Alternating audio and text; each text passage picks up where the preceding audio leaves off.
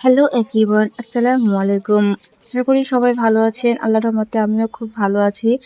তো ঈদের দিন শ্বশুর শাশুড়িকে সালাম করার পর স্বামীর সাথে ঝগড়া করছি সালামি নিয়ে। সে আমাকে কখনো ভালো মতো সালামি দেয় না, প্রতি বছরই আমাকে 2 টাকা 5 টাকা সালামি দেয়। এবং শাশুড়ি বলছে তাদের সময় নাকি 8 আনা সালামি দিত। যাক, অবশেষে আমাকে দিল, তাতেই আমি খুশি। স্বামী খুশি হয়েছে, দিয়েছে। একটা শখ করে পায়েল কিনেছিলাম ঈদে। এই পায়েলটা পায়ে পরে নিচ্ছি। আমার পায়েল পরার খুবই শখ।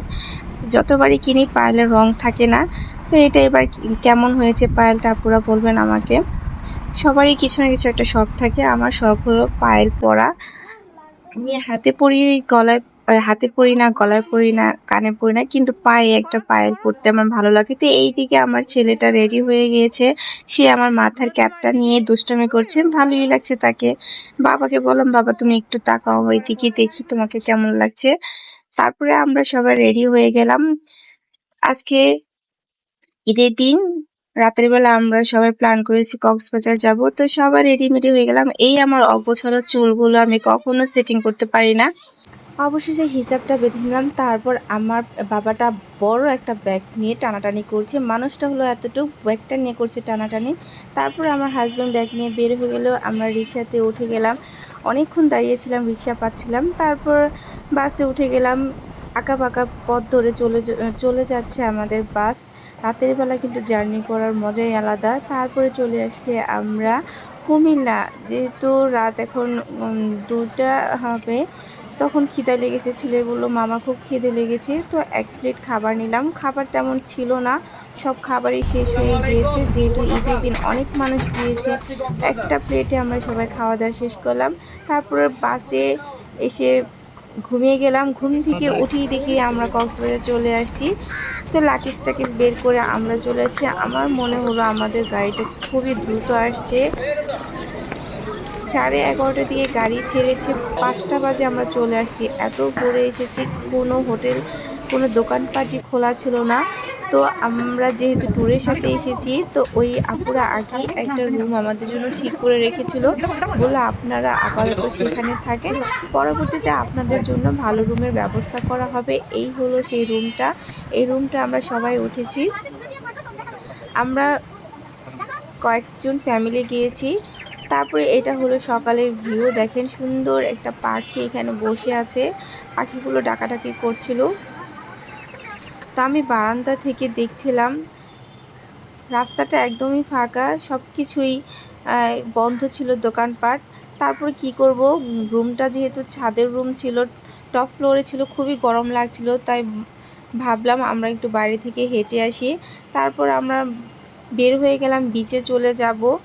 যেহেতু দোকানপাট খোলা নেই, খাবার দাবারের কোনো ব্যবস্থা নেই এখন। ট্যুরের সাথে এসেছি, আমাদের খাবার দাবার সময় হলে তারা বলবে। দেখেন সকাল সকাল কিন্তু একদমই ফাঁকা ছিল। তারপর আমরা কয়েকজন মিলে বিচে চলে গেলাম। সকাল সকাল যদি কেউ যান, শান্তি মতো এখানে ঘুরতে পারবেন, কোনো মানুষের ঝামেলা নেই। এখন হবে সকাল 6টা। কিছুক্ষণ পর থেকেই দেখা গেল যে আস্তে আস্তে মানুষগুলো সব আসা শুরু করছে।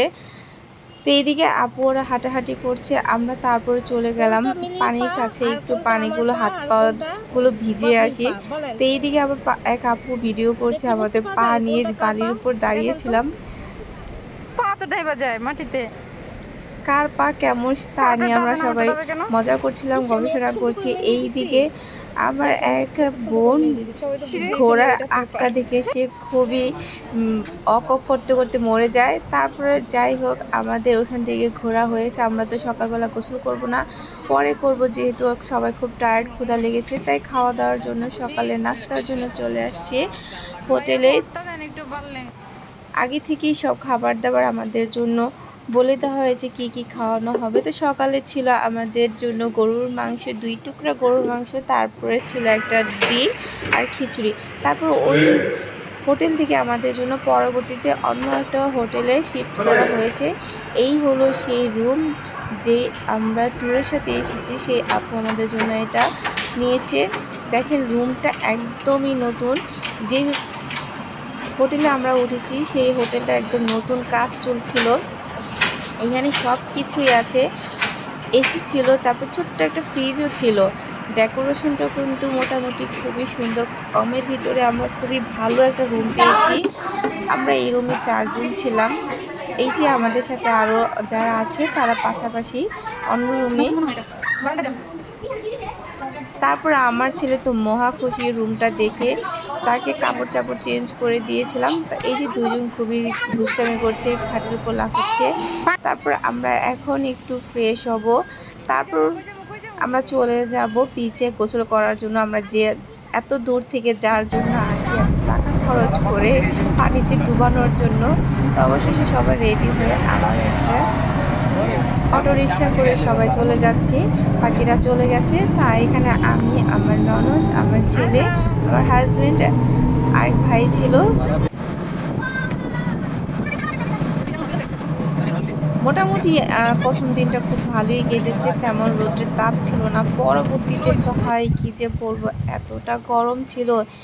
এই যে বিচে চলে এসেছি, আমি একটা ভুল কাজ করেছি, ভেবেছি গোসল করে এই বালির উপরে তো জুতা দিয়ে জুতা পরে হাঁটতে খুব কষ্ট হয়, তাই পায়ের জুতাগুলো স্যান্ডেলগুলো রেখে আসছি। কিন্তু পরবর্তীতে যখন আমি বালির উপরে হাঁটছিলাম, এতটাই গরম ছিল, আমার বাচ্চাও জুতা পরে আসেনি, মনে হচ্ছিল পাটা পুড়ে যাবে। তো এটা হলো সুগন্ধা বিচে এসেছি এখন গোসল করার জন্য। সকালে গিয়েছিলাম লাবণীতে।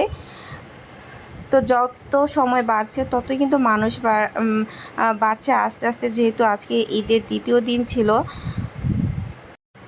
তো গরমের সময় ভুলেও কেউ স্যান্ডেল বাসায় রেখে আসবেন না, স্যান্ডেল পরে আসবেন। তা আমি তো দৌড়াচ্ছি, আমার পায়ের ভিতরে গরম লাগছে, পানিতে কতক্ষণে নামবো যে। তো ভিড়ের মাঝখানে কোথাও একটু খালি জায়গা পাচ্ছি না যে আমরা শান্তিমতো একটু গোসল করব। যেখানেই যাচ্ছি সেখানেই মানুষ আর মানুষ। ঢাকা শহরের মানুষ মনে হয় সব কক্সবাজারেই চলে আসছে। যত দূর তাকাচ্ছি শুধু মানুষের মাথাই দেখা যাচ্ছে, আর কিছু নেই। এই পাশটা এখনও একটু একটু খালি আছে, কিছুক্ষণ পরে দেখা যাবে আরও চলে আসছে। যেহেতু আজকে দ্বিতীয় দিন, আরও মানুষ আসবে ঢাকা থেকে। তো এই যে আপুরা দাঁড়িয়ে আছে, আমাদের কিছু আপুদের খুঁজে পাচ্ছি না, তারা কোথায় যেন হারিয়ে গেছে। আমরা কিছু মানুষ এক পাশে আছি, কিছু মানুষ ওই পাশে আছে। এই দিকে তানিয়া আপু চিল্লাচিল্লি করছে যে তার বোন কোথায় গেছে। এদিকে আমার হাজব্যান্ডকে আমি ডাকছি, একটু আসো আমার সাথে ছবি তোলো। যেহেতু এখন পানিতে নামবো, হিজাব টিজাব বাঁধার সময় নেই। এইদিকে এক ভাই দুষ্টুমি করে মাটি খুঁড়ে তাকে মাটির নিচে পুঁতে রাখার জন্য ব্যবস্থা চলছে। তারপরে এক পুলিশ আঙ্কেল খুবই রাগারাগি করছে। যাক, গোসল টোসল করে অবশেষে আমরা হোটেলে চলে আসলাম।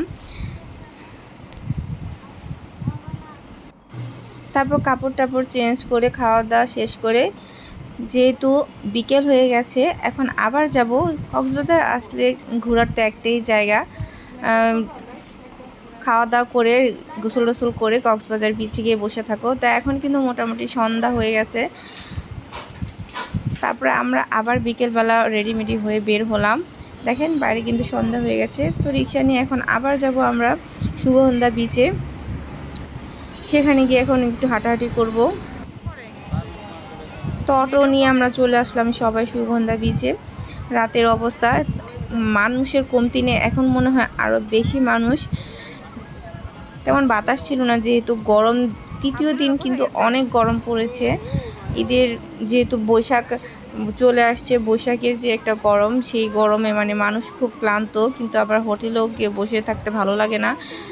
তো সবাই আমরা এখানে হাঁটাহাঁটি করছি।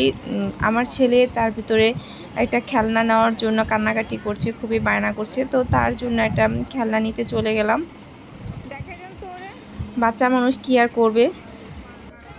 ঝালমুড়ি কিনতে গিয়ে একটা ঘটনা ঘটেছে, ভাবলাম সেটা নাকি আবার আমার সাথে হয়।